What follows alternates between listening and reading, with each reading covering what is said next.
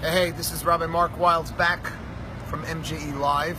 Wanted to share an idea from this week's Parsha, the very first Parsha in the Torah, Bereishit, in the beginning. And it's not too long after Adam and Eve are created that their children get into some kind of tiff. So much so that Cain kills his brother Hevel in this terrible act of fratricide. And if you remember the reaction, when God comes to Cain and asks him, Hevel achicha, where is Hevel your brother? To which Cain famously responds, Hashomer achi anochi, am I my brother's keeper?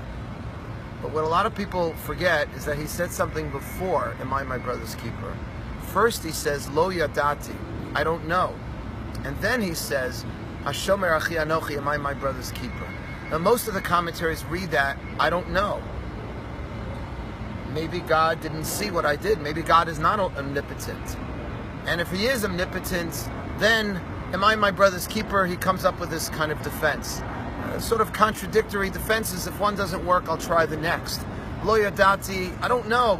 I don't know where he is. What do you mean? I didn't do anything. Oh, and if God saw, am I my brother's keeper who said, then I'm responsible for him.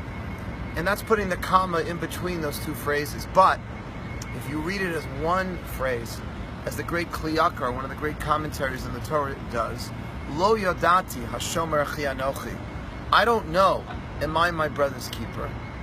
What Cain was arguing to God was, there's no legal system, there's no right and wrongs, there's been no Torah given to mankind yet.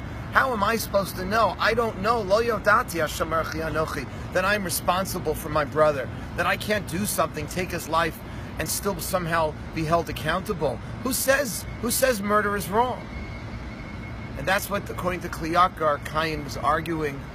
And of course God came back, according to Kliyakar, and answered, you should know better even without a Torah. Because what's the next verse that God says? Kol demei achicha tzoakim alai min adama.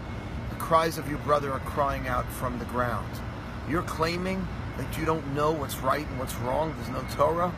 I created the ground, I created the world, the Kliyakar interprets in such a way that you should be able to naturally intuit that something as basic as murder is wrong. And that is an argument that the Kliyakar makes, that we would know certain things are right and wrong even without a Torah.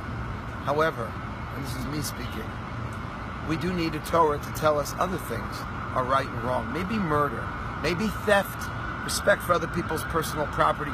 Maybe if you grew up on some island in the middle of nowhere, you would still know that those things are inappropriate behaviors.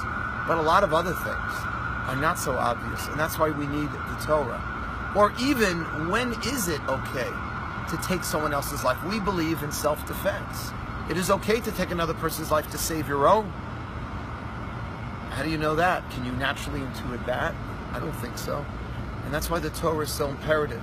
Because even though a lot of us will think, what do I need it? I already know what's right and wrong. We might know certain things that are right and wrong, but we may not know a lot of other things. And we might not know when life gets complicated and you have one value going up another, how do you know which value trumps in a given circumstances? That's why Judaism is so important, to have a Torah in our life that tells us what is right and wrong in every given circumstance and situation.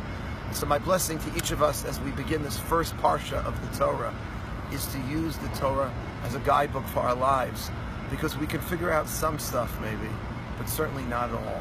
Shabbat Shalom.